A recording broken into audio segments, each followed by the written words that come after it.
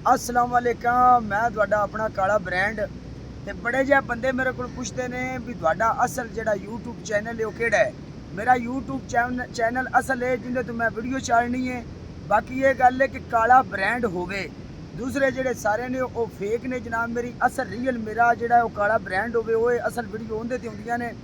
बाकी उरा परा तस्वीरां ला के ये वो जिन्ने भी बंदे ने जनाब मेरी वो फेक ने। रियल जेड़ा अकाउंट है मेरा वो है वे काला ब्रांड होवे। बाकी जिन्ना भी वीर भरावां मैंने टिकटॉक से सपोर्ट की है ना, वही सारे पंजाबी भरा सरकार मेरी सानू यूट्यूब ते वेंदे ने सारे वीर भरा उत्थे सपोर्ट करो।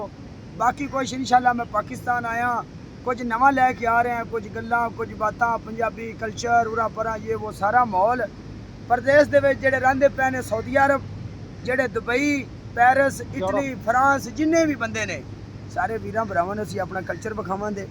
तुहाडा अपना भरा ना चीज़ जी बंदा तुहाडा अपना कालू।